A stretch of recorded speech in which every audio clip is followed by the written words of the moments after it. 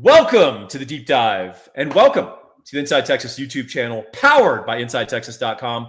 Please make sure you like and subscribe this video. And we do this deep dive every week and you need to be a part of our subscriber base. And of course, there's tons of other great Inside Texas content. You want it sent directly to you, so you're not always having to enter that pesky URL. Make sure you like it. And we, of course, want your comments down below. Always enriching, enlightening, if not occasionally amusing. Ian, we've got some questions that we want to answer. We solicited on the Inside Texas board. The only time that I'll engage in solicitation, Ian. All right. You ready to get to these questions, my friend? I'm ready. All right. This is a bit of a chicken or the egg question, but I actually don't think it's a chicken or the egg question. I think there's a primordial prime chicken that was created from nothing that's responsible for this all. What's the biggest reason? What's the biggest reason Texas is back? Sark or NIL? I think I've actually engaged with a Aggie friend in debate over this, but I think it's Sark. It's the biggest reason. Why? Because if you look at Texas's recruiting classes under Tom Herman and Charlie Strong, recruiting was not the biggest problem at Texas. They were top 10 classes almost every year. I think we all agree that Sark is recruiting at a higher level than they were.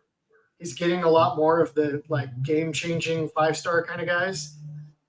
But even with that, it's like Texas has to recruit in the top 5 to be good. That doesn't make sense. You know what I mean? Like there shouldn't be that big of a the tipping point shouldn't be top 5 recruiting versus top 10 recruiting, especially when they were in the Big 12. It makes no sense at all. So, and I know you have some. I know where you're going to go with this, which is, I think, I would also say is a little different. But NIL's been huge. Without the top guy, the right guy at the top, we've already seen how it gets wasted. Yeah, the answer to this is Sark, and he's creating the NIL. Now, he's not responsible for the potential NIL. That's inherent to Texas fans being pretty successful in the world and also caring about football. That's a good combination if you're trying to fund NIL. Texas doesn't just have some rich guys, which we certainly have a lot of. We've also got a lot of upper middle class people who care about football and they contribute their $50 a month, $100 a month, whatever it is. But Sark is the spark that inspired all of this. Under prior regimes, I don't think a Tom Herman, I don't think a Charlie Strong, I don't think a latter era Mac Brown would have fully taken advantage of this. Early Mac Brown would have killed it. Yeah. But the answer is Sark. And of course, the NIL, you could say, well, but I mean, look, you got all this NIL, you've got all these resources, facilities, living alum, all these advantages of Texas, the demographics of Texas, right? None of that matters if you don't have someone who can be the spark. And by the way, we don't have a very good structural NIL system. And I mean, endorsed by the university itself. Like our athletic department does much less than y'all would think. And at times may be almost adversarial in some ways to NIL. Sark is the reason because he reaches out personally to folks. And frankly, the average Texas fan really likes Sark, not just because of the winning on the field, but because of how he represents the university. And I think that's another spark for this. So to me, the easy answer is Sark. I agree with you, Ian. Next question. Without a top-down strong leader, Texas devolves into the worst traits of a bureaucracy. 100%. Do we need, speaking of bureaucracies, do we need a GM at Texas to take some of the load off of Sark? So I understand the impetus for this question. The thought is Sark is having to do a lot as the head coach at the University of Texas. Are there some ways we can take the load off of him? Yes. Well, there are. This isn't the area where we want to do it. And by the way, Texas does have a GM. His name is Brandon Harris. This is the org chart. This was put together by our colleague and friend, Charlie, Coach Charlie. Props to you. And basically, this outlines how everything works. The important part of this reporting structure is that Sark is the sun upon which all other planets rotate. There is not a parallel structure at the University of Texas, as there are or is at the University of Oklahoma. The GM at Oklahoma doesn't report to the head coach. Yeah. He reports to a rich alumni and the AD. So he lives in his own parallel structure, which is fascinating. And this is going to be a great test case to see if that works at OU. I think that could work, but it's not going to work for them. Do we want a structure like that at Texas? Probably not. You only want that to work if the two guys are really good at working together. Yeah. When you have it where one guy gets brought in over and above the other's wishes, so his people are all pushed out, you're not going to get a great working relationship. One guy has one vision of how you win at Oklahoma, and the other guy has probably a completely different vision of how you win at Oklahoma. Having two guys with complementary skill sets executing the same vision can absolutely work. Yeah, I think one of Sark's underrated and under-publicized strengths is he's a pretty good player personnel guy. Yeah. He knows what good looks like, and he has a real commitment, particularly to the trenches. Very different mentality from a lot of these wonderkin offensive coordinator. Oh, look what he wrote, drew up on the back of a napkin. He's a genius. That's all great. Sark is like, hey, I want to dominate you on the lines of scrimmage, and then all my plays work a lot better, I've noticed. Like the antithesis of Cliff Kingsbury, who got a new gadget guy out of the NFL draft or the free agency pool every year. That's right. Yeah. Very right. All right. So very good question. And I'm glad we could clarify this. Texas does have a GM, but we do have a different structure, a more traditional structure in which Sark is the sun upon which the solar system is revolving around. So next question. This is a great question. I love this premise. And we're speaking to the gentleman who coined this term. What's the next flyover defense teams might use versus Texas now that it's semi-solved? What could a defensive mind scheme up to shrink the talent gap and challenge Sark? I have a pretty distinct opinion on this. Can you briefly explain what a flyover defense is, Ian? The flyover defense is where it's the defense that Iowa State mostly created and popularized, where they have three deep safeties back before the snap. Instead of playing with two deep safeties and then they rotate around and do different things, Iowa State had three. And they'd play with three down linemen, three linebackers. Other teams have done it with two linebackers and a nickel, and then three back-end safeties. Yeah, so you basically end up with a 3-3-3 stack in depth with corners out on the outside. Broken stack, yeah. So That's not right. like the traditional 3-3-5, but yeah. And then the benefits are you can take away the deep pass by alignment. You can encourage teams to run the ball. Iowa State would encourage you to run. But then even though they had this ostensibly dime-looking conservative defense, most of the guys on the field were big old run stoppers. And so they just close from depth on the run and just invite you into 3 yards and a cloud of dust offense, which is not efficient. And TCU used that when they went to the national championship. Other teams used it. Texas had problems with it because this is a really complex topic. Part of the problem Texas had is that Sark wants the deep shots. And if you take away the deep shots by alignment, you're really coming right up against what he's trying to do. So that was frustrating for Sark. Quinn had trouble hitting deep passing windows. That was a problem. I don't agree that maybe semi-solved is okay. But I don't know that Texas actually really solved it. Even in the last time they played Iowa State, they played them well, but it's not like they blew the doors off. Yeah, I think one other thing is Texas got better on the offensive line. Before that defense was confounding because we couldn't just dominate running the ball. Uh-huh. And if you'll recall, the last time we played Iowa State, that game ended with 14 consecutive runs or something, and then one pass to win the game. Yeah. And Sark has shown that he'll do that and can do that now because he's made the offensive line a little tougher, more physical, better talent. I think that also played a role. I like semi-solved because I think you kind of have to prove every year that you can beat that kind of defense. Let's go to the next part of this question, and we haven't seen it yet from a team with comparable talent, except I guess Oklahoma ran it last year. They did run it last year, and they got run over. We floundered early, if you'll recall, because we were trying to throw on it. Yeah. We didn't execute. Actually, we had guys open, but then we just said screw it, started running the ball, and ran at will.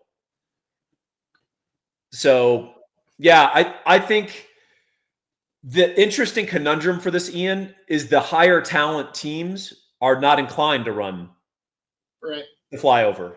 Yeah. They're more likely, like Kirby Smart, to run Georgia type stuff.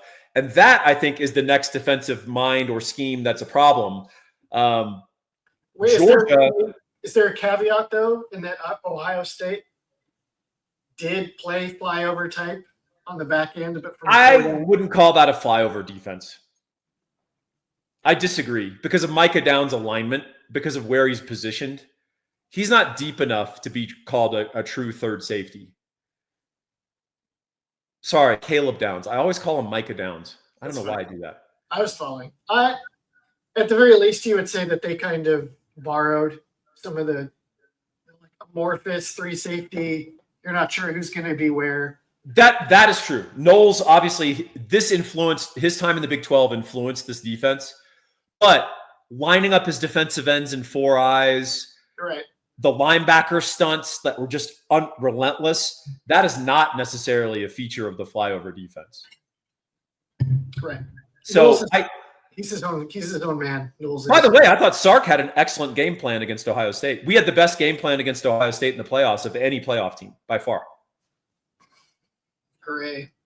Yeah, I mean, we couldn't execute it, but explain the Georgia frontier. Here's what Georgia did, which was different. And this may be specific to our personnel, particularly a quarterback that allowed it to thrive.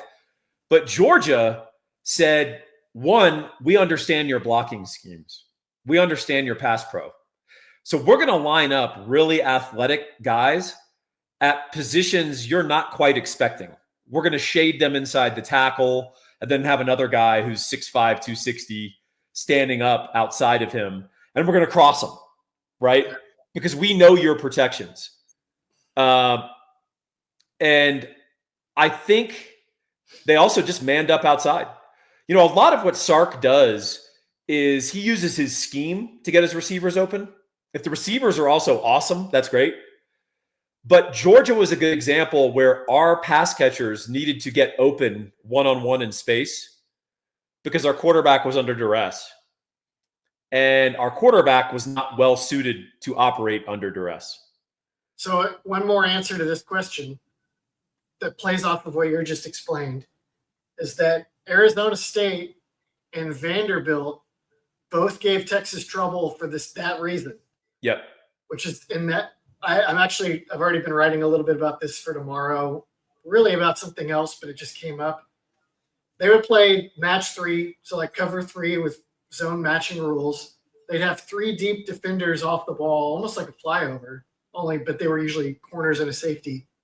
And they knew what route combos Texas was running. And they would pass off, like the big interception that Arizona State had, the safety hawked down to take a deep over route, and the corner went to replace him as the deep safety because he didn't have anyone threatening his side. And that was against Vanderbilt and against Arizona State. That gave Texas fits. Well, if you'll recall, both Vandy and Arizona State repeatedly blitzed their nickel. Vanderbilt auto-blitzed their nickel, like the entire game. Yeah. And we never had a great solution to it. Arizona State was more judicious, and they picked, of course, that one spot where it was a brilliant – you knew it was coming, and they got the safety out of it, right? Yep. So stuff like that, I think, is probably the next phase. The point is, it's college football, and your team is sort of born anew every year, particularly when you have a shift at quarterback, your offensive line, your receivers. You kind of have to reprove that you can solve stuff every year. So schematically, does Sark have inherent struggles with any defense?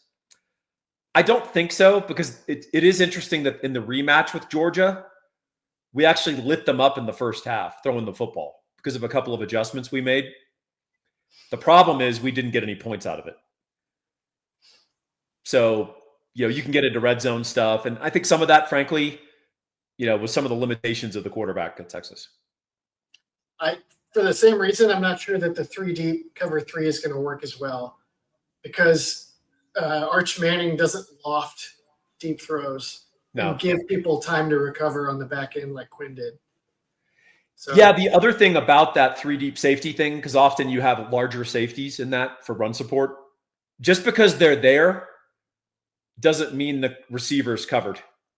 And if you can fire it in, there's a lot of yak opportunity. If you saw what Arizona State did to Iowa State, they put on a clinic in the Big 12 title game of how to attack that defense. Running and throwing the ball. Obviously, Iowa State was playing their 4th string linebackers at that point, but it was sort of technically or schematically, it was a clinic of this is how you attack the flyover. All right, next question.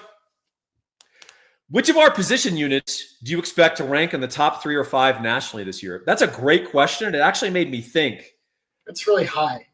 That we don't, it is. And so the answer is we don't have a lot, but I know of one for sure that we'll probably agree on. I think, I'm trying to make sure I'm not missing any. I'm going to say 2. Okay. On defense, can I throw out my first? Yep, go ahead. Edge.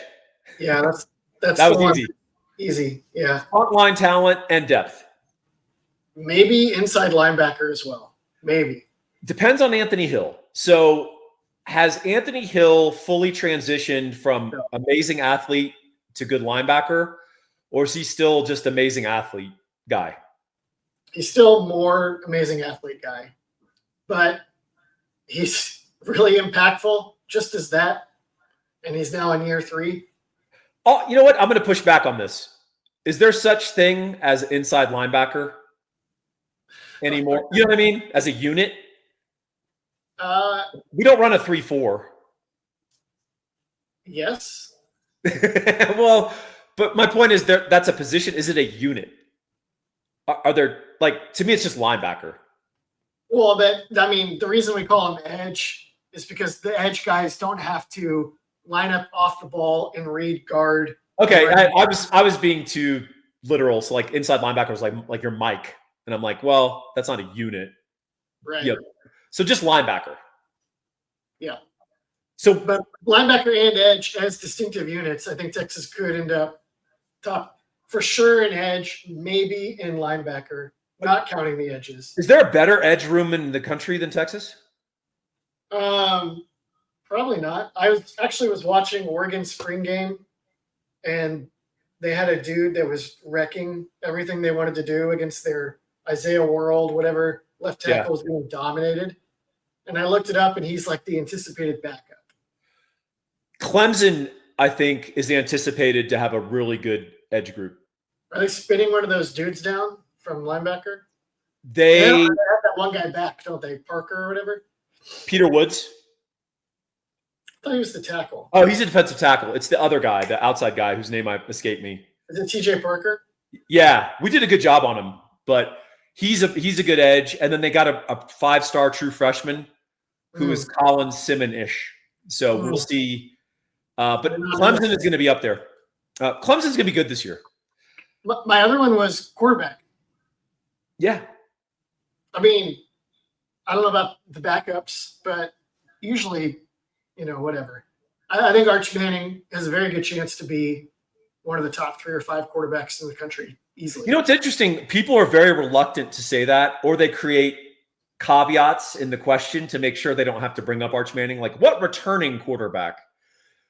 like they're scared to make the projection on him because the thought is, hey, you're just a bus rider who's jumping on the name. Like you and I are very excited about Arch Manning, and it has very little to do with his name. Like he started 2 games last year. Yeah. They're almost 3. As people are acting like he's still like right out of Isidore Newman. We've never seen him play against the spring game guy that was throwing to walk-ons in his first spring game. Yeah. And plus college football is like this. I did this thing once of like the top returning quarterback every year in college football. The next year his team is almost always worse. Usually because the receivers that helped him get there went to the NFL. And you look at the teams that win the championship, and it's usually either like the no-name veteran who puts together a strong upperclassman year, or the red-shirted unknown guy that nobody wanted to say was the next big thing. Johnny Manziel. And then he was. Jameis Winston. A lot of guys, when they actually win the title, it's before they Trevor Lawrence. Before they're supposed to. Before they're supposed to, and before everybody always wants to be like, you got to prove it. You can't project college football by waiting for people to prove it. Right. No, it doesn't work that way. So edge, 100%. Linebacker, possibly, probably. Quarterback, possibly, probably. I don't have any other unit. Maybe Corner? Receiver? Maybe receiver, probably not. I don't think so. Corner?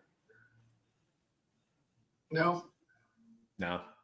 That's probably, maybe safety. Maybe safety with Jelani, Taft, Derek Williams. Yeah. Yeah, Especially I think safety, top 5. Very possible. O-line, no. No. D-line, I mean, like defensive tackle, no. No. Yeah. That's it. Those are all the positions. Running back, but. Hey, do you know what? No, go ahead. I was just going to say, Ian, if you're buying a house, do you know a guy who's top 1? I do. You know what his name is? His name is Gabe Winslow. That's right. You said that in a very meaningful, deep way. His name is Gabe Winslow. He's a UT grad, over 20 years in the industry. He's got a law degree. This guy really is sharp. He really knows what he's doing. But beyond that, very ethical, very hardworking, and he's a mortgage broker. Mortgage brokers mean they can shop your deal to multiple lenders, dozens of lenders. Whereas a guy who works at Big Bank USA, you fill in everyone knows who the big banks are. You work for that lender, and you're only going to shop your deal to one lender. And guess who doesn't offer as good or competitive rates or always has little hidden poison pills? Big Bank USA guy. Go with Gabe.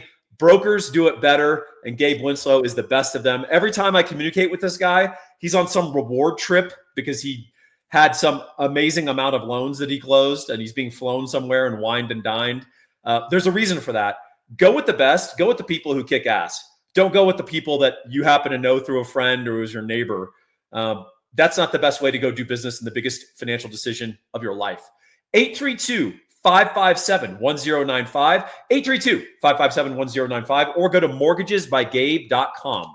All right, Ian, let's wade back into these questions. I like the questions that we're getting. It's been good. Georgia is Texas's main SEC obstacle. Yep. For now. How good will Stockton be with improved wide receivers, and will Georgia's defense be as strong as it was in 2024? So part 1, I think potentially pretty good. Stockton's decision-making last year against Texas and probably against Notre Dame, not always top-notch. And it's not like he was just a first or second-year guy. I think he was already a redshirt sophomore. Yep. So that is a little concerning. I do think it'll get better when he's QB1 with a system tailored around him. But, man, he threw some bombs last year, as did Carson Beck, that went to the most unworthy targets. Yeah. They had one dude where I was like, y'all got to move this guy to safety. Georgia had a bunch of athletes playing wide receiver is Yes. the best way you could describe it. They led the country in drops, obviously. Maybe a little bit of a drop off from Bobo, from Monken in terms of offensive creativity. I think that's overdone a little bit. I don't think Bobo's terrible, No, but it bothered me though that they kept throwing bombs to the receivers all year when they had like 3 NFL tight ends on the team. Yeah. And it was like you can't figure out how to maybe make these guys your primary. I think that's a very good point. That's probably an example of a coordinator sticking to his comfort zone rather than suiting his scheme to the personnel. Will Georgia's defense be as strong as it was in 2024? I'll lead off on that one. Good. Yeah, they will. And here's why. On paper, 2024 Georgia should have been really dominant consistently. They weren't because they didn't play very hard all the time. They did when they played Texas, unfortunately. In fact, they were super schemed up and they ran all sorts of stuff they hadn't shown all year. And I assure you, Kirby Smart was like before the year, like Texas is the game we're circling. And it showed. And they played really hard. By the way, they had a good defense. Like if Georgia's defense isn't number 1, everyone's like they suck, right? If they're just a top 6 defense, everyone's like, oh, what a drop off. I think they're going to be more coherent, and I think they're going to be a little better as a team, like all 11 playing together. Although I think the talent level overall will be somewhat diminished. That said, there's one team that's always number 1 or number 2 in recruiting rankings every year, and it's Georgia. You know, they actually had a weird deal where Jalen Walker was like this force of nature, but he didn't always have a natural position on the field. Yeah. And that hurt them that hurt them against Georgia Tech, and that hurt them in some other games. Didn't hurt them against us. No. It also hurt that whenever Texas played them, their backs were to the wall. Yeah. Or, championship at stake. Did you notice, have you watched any film on the Army transfer they got, Elo Madozi? Yes, he's excellent. He was a wide receiver in high school that Army turned into an outside linebacker. Tell us, I bet you know him better than I do. I don't probably. I mean, so he went to West Point. He was good for Army, but a little underdeveloped in that he was still. He's growing from a wide receiver to a defensive end, an edge rusher. Yeah, and he didn't have a lot of moves. He was a little primitive, but the physical skills. Like I was watching Army play because Army had a great year. They lost to Navy, which destroys any year at Army, but they won like 12 games or something, right? And this guy was a force, but you could tell he was just learning the position. He didn't know what he was doing. And also, when you're an athlete at Army, you have very different requirements off the field. Like academics and muster, and you at Army, at West Point, those guys take 18 hours a semester. There's no like 12 hours and 2 of the 6-year hours are human sexuality and history of rock and roll. You take real course loads and you take real stuff, and you have a major strain of what your requirements are away from the field. He's not going to have that at Georgia, and all he's going to be doing is lifting and working on his skill set. So I think he could be a little bit of a breakout player for them that I'm glad you knew about. Yeah, it could be. I mean, he'll have to fend off the other 5 stars that we haven't heard of yet that are just. That's right. But yeah, I watched that and I was like, at the very least, probably like a Sam that's just a terrorist. Like maybe an ironic metaphor for a West Point guy, but next question. Next. Let's bail out Ian. Thoughts or projections for OU this year? Well, we got just the guy for that. They seem to be media's darling this offseason. Well, maybe the media, but what was their I just had it. Over under from Vegas, 6.5. Yeah. So interesting on that over under, Ian. So the accompanying numbers that go with the over under matter too. So I actually bet, full disclosure, when it was first available, OU over 6.5, because I had really good odds on that. Those odds have since softened considerably Now it's like minus 170, which means if you bet $10 on that and you win the bet, your payout's like $6, right? So that's not great for the risk. I got basically an even payout on over 6.5. And if you go through their schedule, they have 4 guaranteed wins. So the question is, can they find 3 elsewhere? I'm also not very high on Michigan. So we shall see about that. Yeah, game. I go back and forth on that game because every time I think about one team's offense versus the other team's defense, I'm like, this could just sabotage everything else. And then I do the same thing on the other side. It could be first team to 17 wins. Or just which team happens to score on the multitude of turnovers that occur. Yeah. Well, I'll say this about OU. I think they're going to be a daunting team on script. And what I mean by that is Mateer, he's got a couple of gifts. One, he's a 1,000-yard rusher at Washington State, right, in any given year. And he's fast. He's legitimately a good runner. He's big and strong. So the best comp for him is actually our own Sam Ehlinger. And here's why. Same build, both good dual threat quarterbacks. The difference is Mateer is a better runner, whereas Ehlinger was a better thrower than Mateer.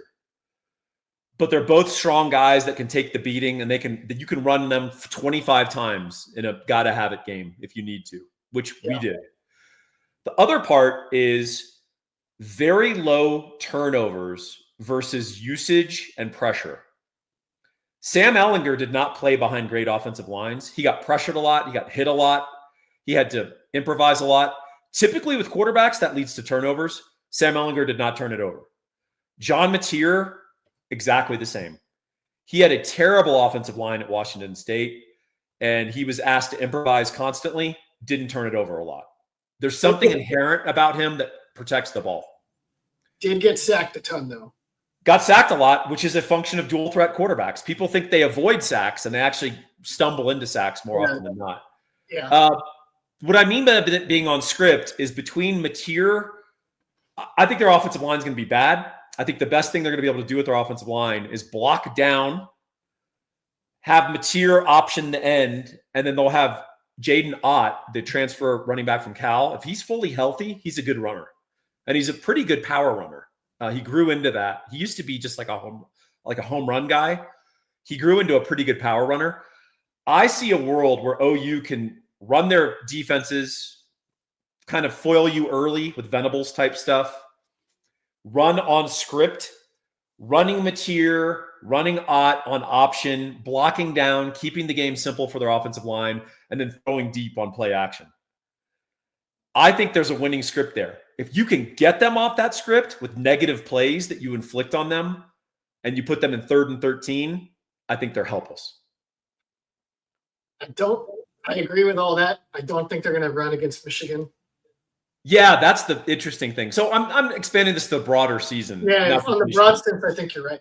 So I'll say OU will beat some teams they shouldn't. You think they shouldn't. They did that last year. And they're going to lose to someone you think they shouldn't because they get put off script by that team's game plan. They need to win that Michigan game, I think, to make the over the good play. I think that's right. My big thing with Oklahoma for the last 2 years is they don't have any wide receivers. And that is death.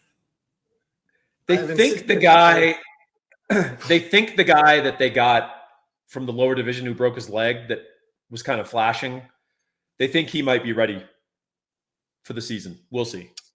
I think he might be ready because they absolutely have to have him ready. He needs to be ready, yeah. He needs to be ready, so they're going to plan on him being ready. Because there's no point in planning on not having him because the answer is you're just done. So I'll take OU and I'll put them in a bag with 3 other SEC teams who people aren't quite sure what to do with. OU, Auburn, A&M, and Florida.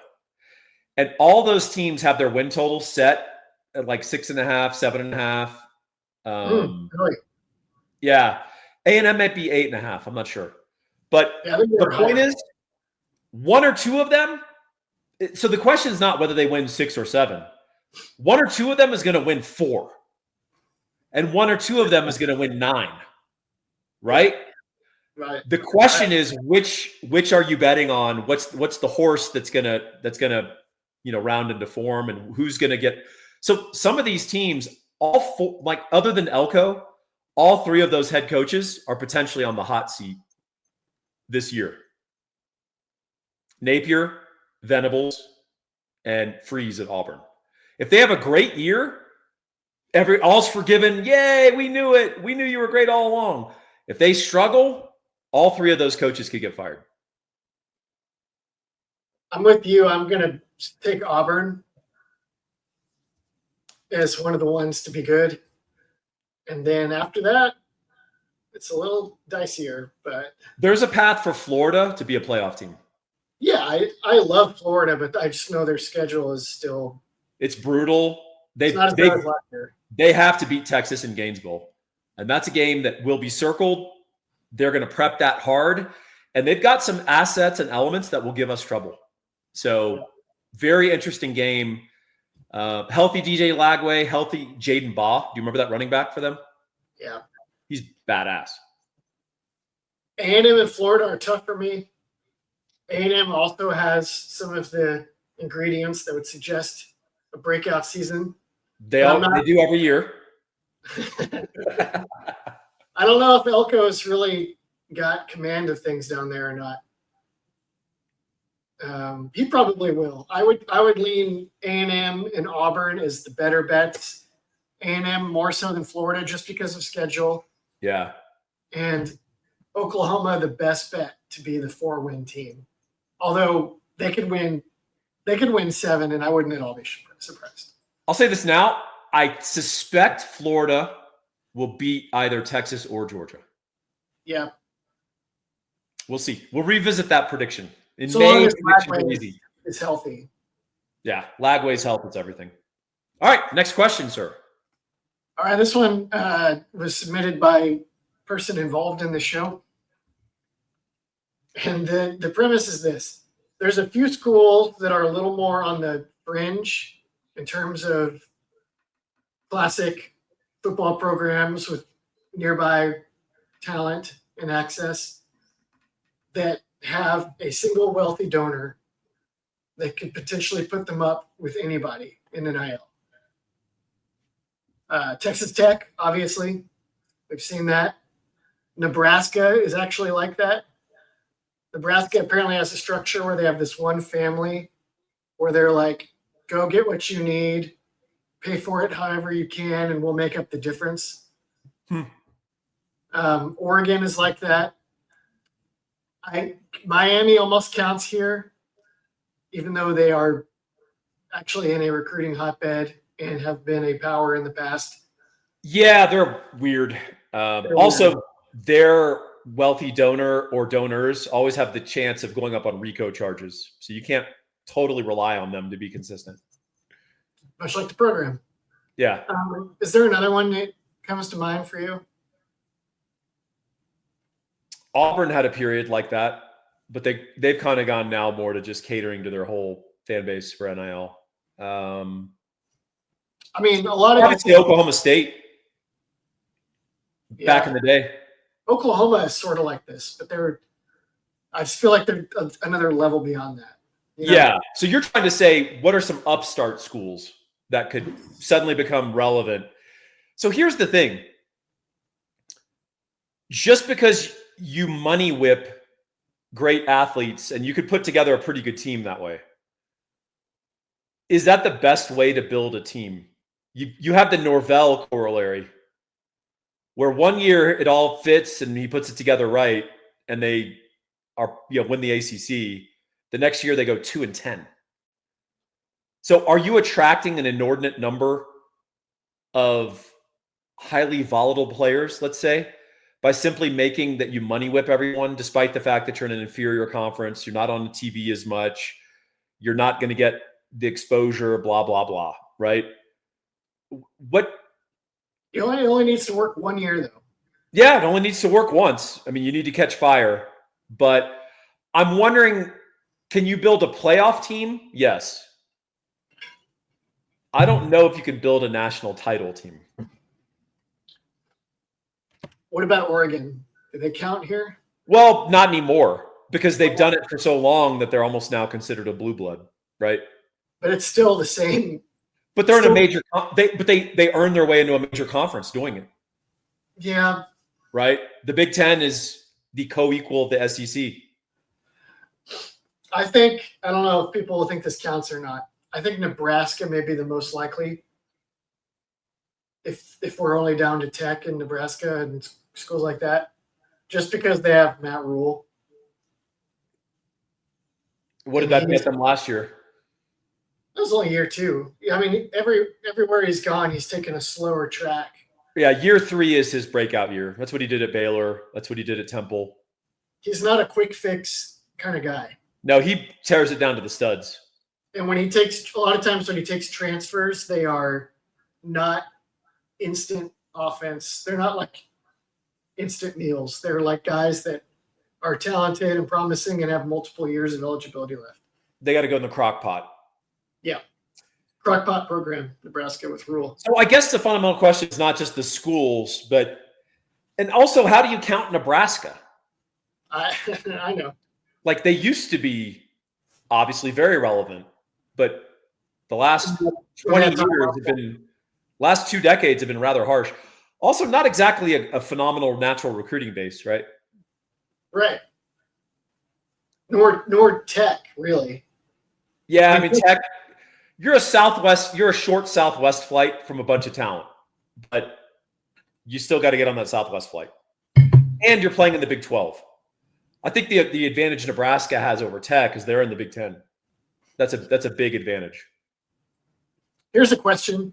Is it possible for Texas Tech to buy a championship if Cody Campbell is good for it for, let's say, 8 years in a row? Yeah. Could they buy a championship?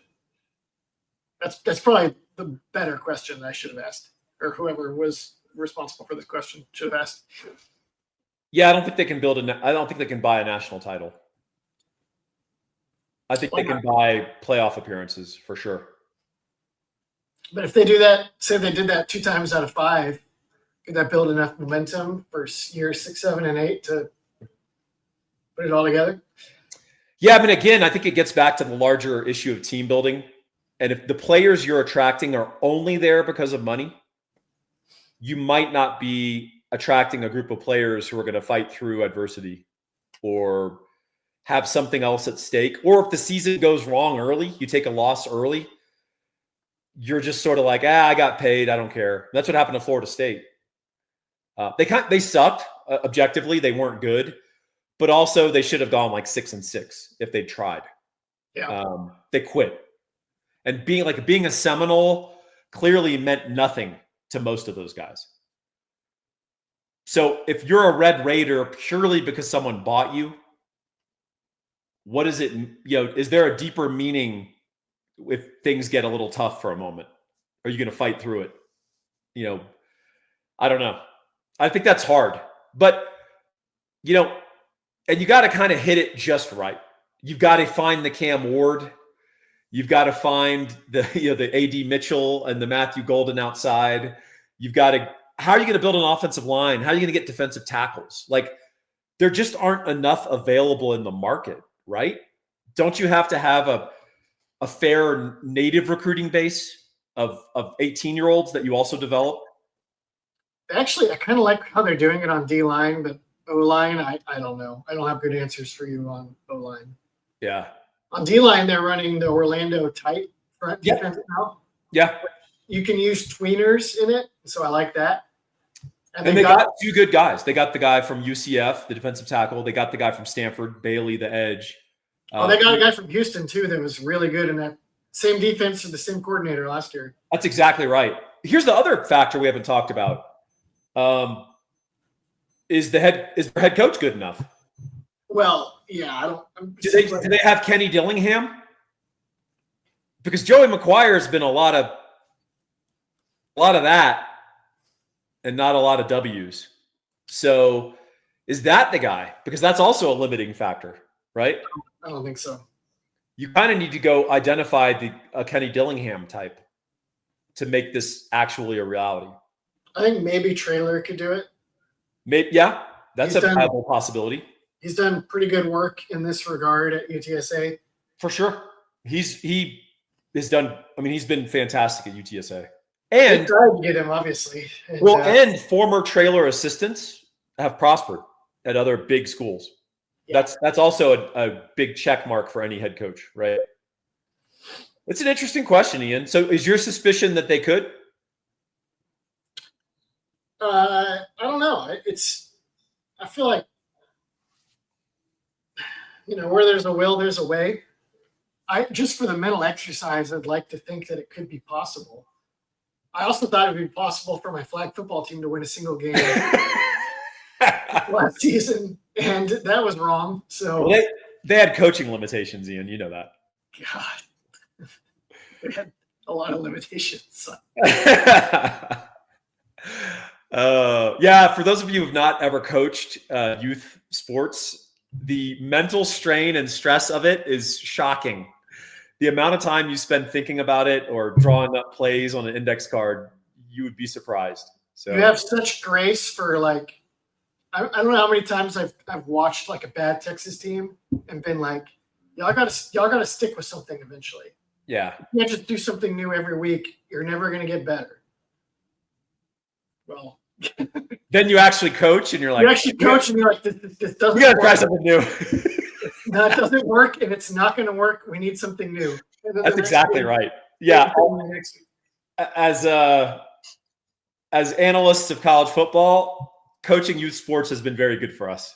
It's been humbling. All right, folks, this has been an extended deep dive. We went long, but that's because of your fantastic questions. Hey, make sure to like this video. Make sure to subscribe to the channel. This Inside Texas YouTube alignment that we've got is fantastic. And we know all of you like the deep dive. So make sure you offer some comments and support our sponsors.